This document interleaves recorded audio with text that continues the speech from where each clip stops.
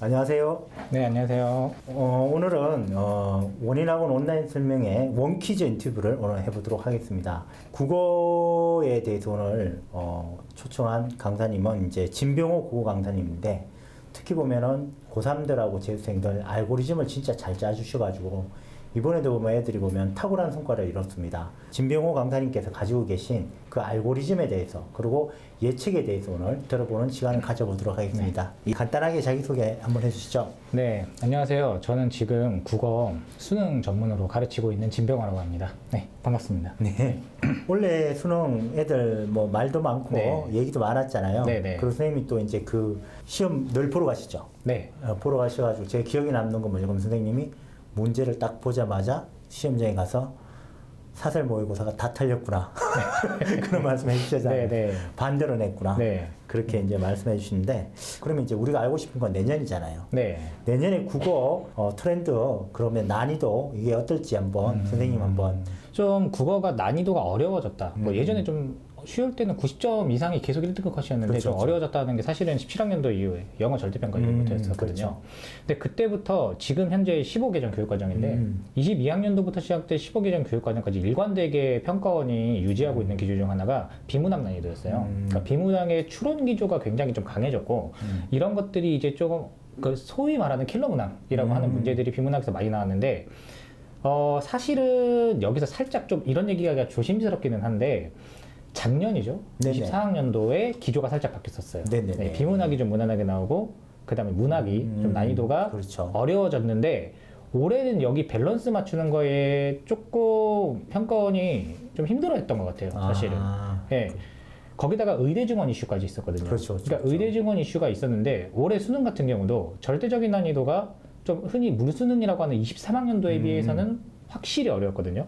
근데 커트라인이 큰 차이가 없어요. 네. 그리고 지금 이제 만점자들 나오고 그렇죠, 예, 그렇죠. 하고 있는데 심지어 이제 전국 1등이 예, 모 의대 반수생이라는 얘기가 있을 정도로 지금 상위권이 너무 많이 들어와서 이 맞아요, 선생이 맞아요. 그것 때문에 조금 사실 냉정히 얘기하면 언어와 매체는 괜찮은데 화법과정문은 난이도 조절 사실상 실패했다고 네네네. 봐야 되는 상황이거든요. 그러면 내년에 이제 평가원이 다시 비문학 난이도를 올릴 수밖에 없는데 사실 걸림돌이 있었거든요. 그 작년에 기조가 바뀌었던 거 아실 거예요. 이제 정부에서 수능을 맞아요, 쉽게 맞아요. 내라라고 예, 했는데 예, 예.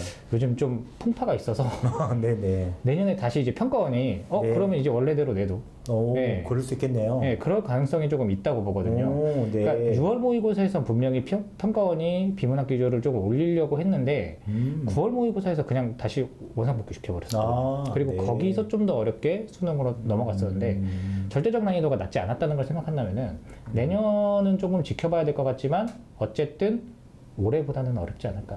네. 이게 탄핵 변수가 들어가겠네. 이거 생각을 못했네. 근데 사실은 이게 참 원래 교육이라는 게 정치에 영향을 받으면 안 되는데 맞아요. 사실은 이게 실제 현실에서 영향을 받으니까 대비를 안 할 그렇죠. 수가 없는 것 같아요. 거기다가 의대 증원이 내년에 뭐 별의별 얘기가 다 나오고 있잖아요. 뭐 그렇죠, 모집 그렇죠. 정지를 한다는 둥, 네네네. 뭐 다시 축소한다는 둥 하는데 네. 이것도 사실은 영향이 클 것 같아요. 네. 어쨌든 모집단의 실력이 지금 N수생이 의대를 준비하는 N수생들이 많아졌을 때는 확실히 높아지는데 평균이 그게 이제 모집단위에 따라서 좀 변수가 있지 않을까. 예, 그래서 사실 예측이 쉽지는 않지만 저는 굳이 해보자면은 올해보다는 좀 어렵지 않을까. 원래 보면 작년에 바뀌었고 올해가 정착화되가 내년에 정착화될 거로 보였는데 이 패턴이 네. 옛날로 다시 돌아갈 수 있으니까 투테르로 돌려야 된다는 그런 것도 이제 중요한 것 같은데, 네네. 그렇다 하더라도 이렇게 되든 저렇게 되든 국어 공부를 잘하기 위한 중요한 포인트는 있잖아요. 네. 그래 바로 실천할 수 있는 팁을 좀 알려주실까요? 네, 일단은 국어 공부에 대해서 조금 말씀을 드릴 게 있는 게 사실 그 수능이라는 게 재능이 어느 정도 필요하거든요. 그렇죠. 사실 모든 일은 다 재능이 필요한데 저는 네. 수능은 공부 재능이 뭐 예를 들어 100이 필요하다고 했을 때 네네. 50 이하라고 생각을 해요. 그러니까 네. 어느 정도 노력으로 커버가 가능한 게 수능인데 네네. 그 중에서 이제 국어가 이제 이런 말이 제일 많이 나오죠. 아무리 해도 늘지 않는다. 독해력이나 이런 거요.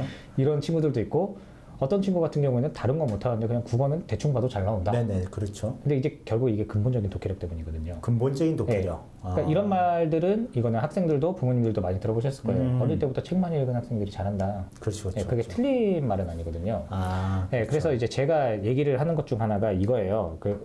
국어를 잘하려면 확대와 정교화 두 가지를 잘해야 된다. 확대와 정교화. 네. 근데 확대라는 거는 양적인 확대. 그러니까 양적인 확대. 요즘 친구들은 이렇게 말하면 알 거예요. 피지컬 강화한다고 하죠. 아, 피지컬. 네, 흔히 피지컬, 독해 피지컬 늘린다. 이렇게 얘기를 하는데 이거는 그냥 글을 많이 읽어야 돼요. 아, 글을 많이 그러니까 어려운 읽는다. 글이든 좋은 글이든 많이 읽고 스스로 생각하는 거.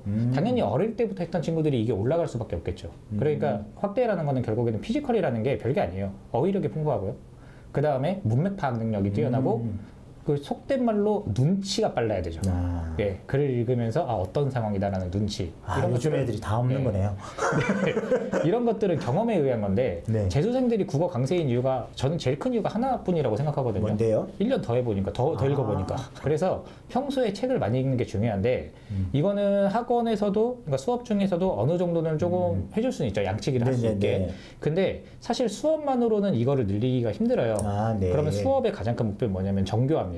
정교화. 네, 정교화는 말 그대로 정밀하고 정교하게 문제를 푸는 방법이에요.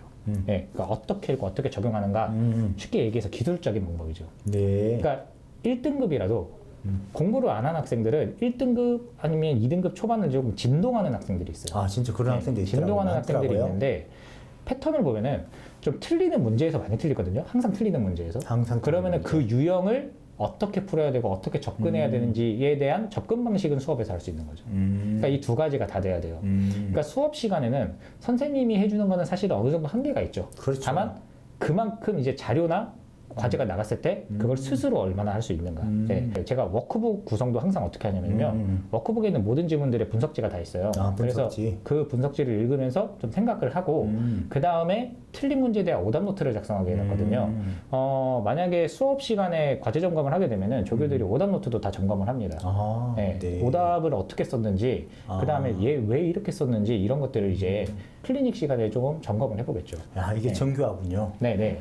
그래서 그 과정에서 이제 저희 조교들이 제가 좀 훈련을 시켜가지고 그런 것들도 있어요. 얘가 이 친구가 답을 베껴서 썼는지 아닌지 이런 거 귀신같이 찾아내거든요. 네. 그런 것들 질의응답을 통해서 사실은 힘든 싸움이죠. 수능. 네. 네, 힘든 싸움인데 그만큼 이제 정교화를 통해서 얼마나 할 수 있는가. 그리고 평소에는 많은 글을 읽을 수 있도록. 그러니까 조금만 더 덧붙이자면은 그럼 평소에 책을 읽을 시간이 없는데 어떡하나요? 라고 얘기를 할 수 있어요. 맞아요. 특히 이제 1, 2학년까지는 그래도 좀 커버가 되는데 특히 3학년이 되면은 당장 지금 수능 공부하기도 바빠 죽겠는데 어느 세월에 읽느냐? 그러면은 답은 하나죠. 기출이나 사설, 엔제 많이 읽는 수밖에 없죠. 아, 네. 그것도 사실은 글이거든요. 그러면 이제 저희 학원에서 하시는 커리큘럼에 대해서 선생님은 어떤 방식으로 지도하는지 말씀해 주시는데 저희 학원에서 이제 좀 자랑하는 게 이제 프로그램이 자랑하는 게 애들 이 데이터 값을 전부 AI로 돌리잖아요. 네네. 그래서 이제 여기서부터 시작해서 문제 푸는 순서, 선택 과목, 그 다음에 문학, 그 다음에 독해가 있는데 저희들이 이게 AI 값을 돌려보니까 이게 다 똑같이 하면 안 되고 애들도 네네. 유형으로 나눠서 어디부터 자기에 맞는 푸는 순서도 정해줘야 되고 네. 그 다음에 포기해야 될 거 지문 중에서 어떤 걸 해주니까 성적이 최소한 한 등급, 두 등급까지 올라갔더라고요. 네네. 네, 그런 프로그램을 적용해서 선생님도 하실 텐데 네. 그와 관련된 커리큘럼에 대해서 한번 말씀해 주시죠. 1월부터 이제 10월, 정확히 이제 11월 초까지 아마 하게 될 텐데, 그러니까 이런 식으로 있습니다. 근데 이제 제가 맨 처음 하는 수업은요, 1월에 이제 매뉴얼인데요. 이제 수능 학집 매뉴얼 같은 경우에는 독해 본질. 독해 그래서 뭔지. 수능이 무엇인가? 수능이 뭐 무엇인가? 수능이 어떻게 출제되고 왜 이런 식으로 출제를 하는가 이런 기초적인 수업이에요. 그래서 기초적인 수업인데 사실은 쉽지는 않을 거예요. 왜냐하면 지문들은 전부 다 교육과정 평가원 기출 문제이기 때문에. 아, 평가원. 예, 다만 이제 조금 쉬운. 아, 예, 좀 쉬운. 개인적으로 생각했을 때 쉽다고 생각을 하지만 애들 학생들은 틀리죠. 아닐 수도 있어요. 예. 그래서 그렇죠. 이런 문학이나 독서에서 기초적인 행동 강령, 그러니까 어떤 식으로 풀어야 되는지를 수업을 하는 거고요. 2, 3월 이제 에피타이저 같은 경우에는 평가원의 정전을 통한 기출 분석입니다. 그러니까 최근 기출 중에 그러니까 최근 기출뿐만이 아니고 이제 좀 거의 한 5개년 기출들 보시면 5개년 되는데 기출. 좀 어려웠고 수준 높은 기출들 위주로 그리고 좀 흔히 말하는 유명한 기출들이죠. 아, 예, 그래서 네. 이 유명한 기출들을 하는데요. 교재가 이제 보통 예열 지문 관련 있는 예열 지문이 있는데 이걸 과제로 미리 해올 거예요. 그러니까 네. 과제에 포함이 돼 있습니다. 항상. 아, 그렇군요. 과제에 포함이 돼 있고 그걸 바탕으로 이 지문을 좀 더 이제 수준 높거나 어려운 지문으로 본 지문을 해설을 하는 식으로 진행을 하고요. 그렇게 해서 독서와 문학을 진행을 하는데 아마 언매 같은 경우는 1, 2월 중에 특강이 열릴 수도 있는데 이거는 뭐 유동적이어서 좀 그때 좀 지켜봐야 될 것 같고요. 이렇게 3월까지 진행을 한 다음에는 이제 사실 이제 내신 기간에 들어가잖아요. 그렇죠. 그럼 이제 내신 기간에 들어가는 친구들이 있는데 네. 내신 기간에 들어가는 친구들이야 뭐 내신 준비를 하면 되고 EBS 맛집이라고 이제 올해 제가 약간 리뉴얼을 할 거거든요. 이거를 그러니까 네. 올해 나오는 이제 내년이죠. 이제 25년에 출시되는 EBS 수능 특강의 전지문 분석 교재입니다. 분석 힘든데. 및 그 변형 문제들이 조금 있을 거예요. 그 중에서 좀 의의가 있다. 이 지문 괜찮다라고 하는 것들, 그리고 좀 출제 가능성이 있다 하는 것들을 좀 정리하는 거고요. 다만 이제 학생들은 전지문을 이제 변형 문제 통해서 풀어야겠죠. 그러니까 뭐 분석이라고 거창한 건 없어요. 사실 뭐 소설이면 줄거리 요약, 간략한 이제 이론 기반된 것들 요약해 준 거, 뭐 시라면은 간략한 분석 이 정도고, 뭐 비문학도 그냥 문단별로 대략적인 요약, 뭐 어떤 내용이다, 뭐 배경 지식 관련된 거 필요하면 몇 개 서술되어 있는 정도예요. 사실은 이걸 다 외울 수는 없거든요. 다 외울 수는 없는데 그런 것들을 통해서 이제 EBS 수업을 진행을 합니다. 4주간. 그 다음에 이제 5월, 6월 시즌 같은 경우에는 이제 시그니처 수업인데 리트나 뭐 MDT 사관학교 지문들 있죠. 좀 고난도 지문들 위주로 하는데 물론 이것뿐만이 아니라 관련 있는 평가원 지문도 같이 할 거예요. 그래서 좀 어려운 지문들 읽어보는 시간을 하고요. 제 수업의 특징적인 것 중 하나가 이제 여름에 그 메인 C 수업이 있는데 이게 최근 2개년 평가원 기출 분석이에요. 그럼 이제 이러시는 분들이 있거든요. 2개년 평가원 기출 분석인데 이거 원래 그 전에 끝냈어야 되는 거 아니냐. 물론 2, 3월에도 하긴 합니다. 메인은 아니어도 최근 기출을 하긴 하는데 왜 하냐면요. 평가원 기출을 보면은 이 올해가 25학년도였죠. 25학년도 기출하고요. 한 5년 전에 20학년도 기출 보면은 조금 차이가 나요.